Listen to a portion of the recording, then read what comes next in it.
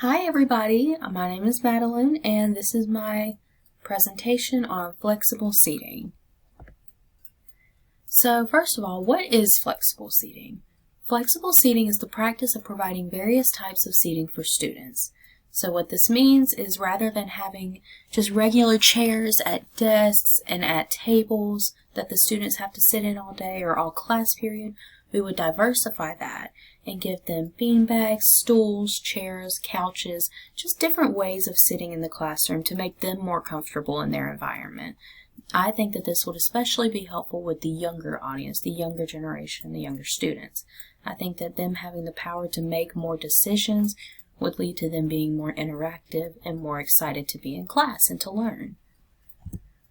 Why is flexible seating so important? So I've created a little flow map here, if you can see. It starts with behavior. Flexible seating can be very useful in preventing disruptive outbursts due to built-up energy. And that's the key word right there, energy. Giving them the option even to choose these different styles of seating, the excitement alone from that can get rid of some of that energy and can allow them to focus more on what the teacher is saying and focus more on the work. And then there's choice. When they're given a choice as to where they want to sit or if they wanted to change seats, that gives them, again, a feeling that they're in charge as well and that they're not just being told what to do all day. And that is something that I think is extremely important for children and for any student, honestly, in K through 12. And there's the fact that the world moves so quickly that they have to adapt to it. So this kind of gives them a chance to adapt to themselves and their own needs rather than adapting to our needs and what the teachers expect from them. Next, we have collaboration. Flexible seating gives students more opportunities to work together and build communicative skills. So what do I mean when I say that?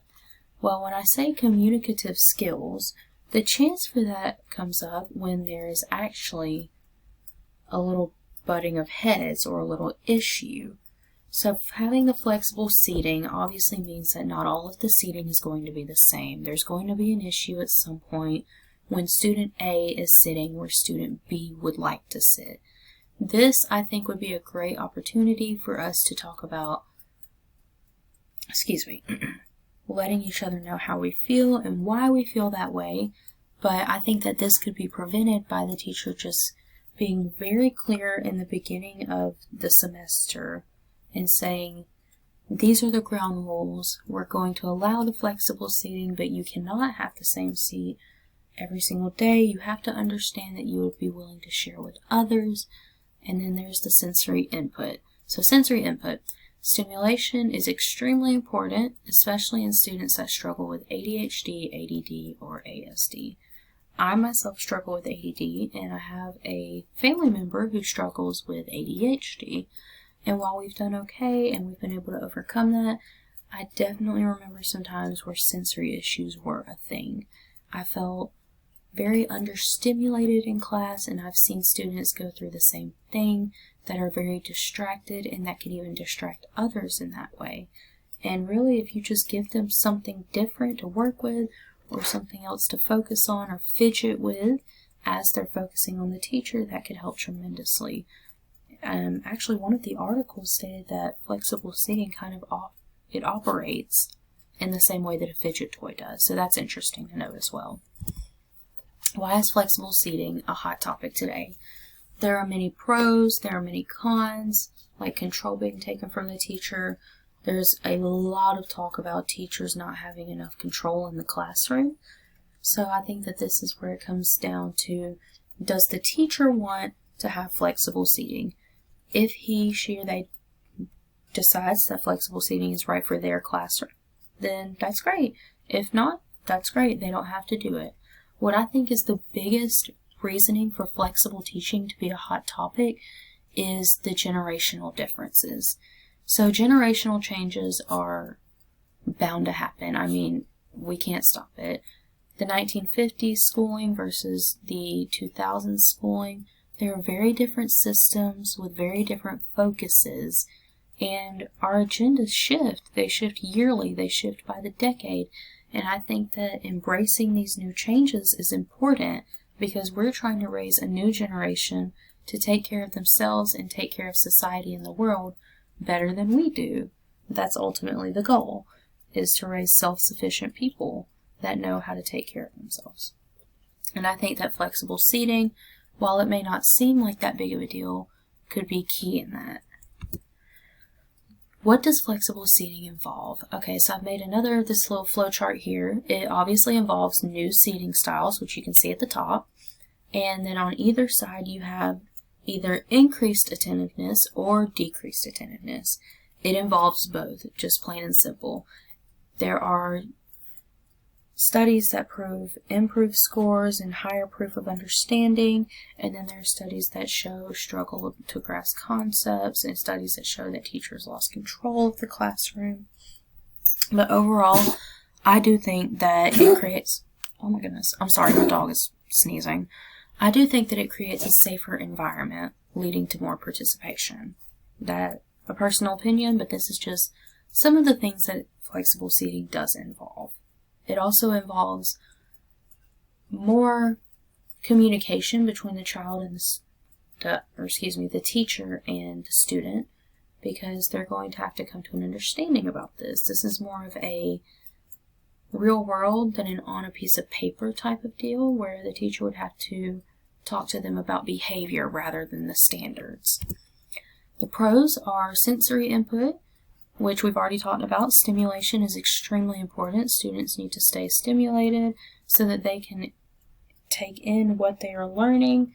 Commitment. There was a study done in 2012, which was actually published in a 2015 article that I have cited at the end. It was a study from the University of Mississippi that found that students participated 48% more with group seating versus traditional style seating. 48% more. That is almost 50% more participation, which if that doesn't show you, I don't know what will. I think that is excellent, and that's a good reason to give it a try. Number 3 is fun. I mean, learning needs to be fun for children to want to take part in it. And I know that I keep talking about the younger children. Mostly that's because I'm going to school for early childhood education. I want to stay around the kindergarten, like K through 5 level, but it's important for the higher level as well. If you make learning fun in the beginning, then students are going to be encouraged to keep wanting to learn and keep wanting to grow. And learning needs to be fun in the middle school setting and the high school setting as well. Even now in college, I have an easier time with fun assignments than with assignments that might be dull or boring. Now, is everything going to be fun in life? No, that's part of life. It's okay. But I think that making learning fun is a really big part of flexible seating. We also have the cons. The biggest con is the territorialness. Students will become territorial over the seats they like to sit in, which could lead to having to have more behavioral intervention, which that's when those topics of intervention are going to come in and how we're going to handle these situations. Now, while this is a con, I think that the intervention of behavioral issues, that's kind of a given anywhere, regardless of what it's about. So, I mean, I don't think that's a con exclusively for flexible seating, but it is one of them. Monitoring, it could make monitoring tests more difficult, which leads me into the fact that I think flexible seating and traditional seating can be tied in together. I think that having those seats at the table or at the desk would be a lot better when it comes to monitoring those tests, rather than letting them take tests on beanbags. The beanbags and the flexible seating, to me, would work better as a group work and a group discussion and a class discussion type thing, rather than a standardized testing area. Number 3 is the drowsiness. Students that are already sleepy may have an even easier time dozing off. I feel that this happens anyways, especially at the middle school, high school level. You see students doze off all the time in class. It doesn't matter if they're sitting in a chair. It doesn't matter if the lights are on or off. Any of that. Now, what I do think we should worry about is how often they're dozing off. If a student dozes off every single day, then obviously we should make sure that there's not anything going on at home and make sure that that student is okay. Just kind of keep a closer eye on that. That's part of our job as educators. How does flexible seating impact learning? Flexible seating impacts learning in both positive and negative ways, as we discussed. And in an interesting study, girls were actually found to show improvements, whereas boys benefited more from a fixed style of seating, the more traditional style. Obviously, there are exceptions to everything, and at the end of the day, it is up to the teacher. So my decision would, like I said, would be to implement both styles of seating and see just kind of what works best. Other topics would be behavioral management, classroom atmosphere, and student engagement. That behavioral management, like we said, we want that energy to be there. We just want to exert the energy into a productive sense, like a productive, a productive assignment. We want those students to use that energy to learn and to grow, not to hinder themselves. A safe environment is key, because if a student does not feel safe, they're not going to be able to learn. And then giving students freedom of choice leads to them being more engaged in the lesson. If they feel like they're helping guide the lesson, then they're going to want to know more about it. And then finally, we have our Works Cited page, which this is just the 4 articles that I used in this presentation. So I hope that you learned a little more about flexible seating, and I hope that maybe you'll be inspired to use it yourself. Thank you.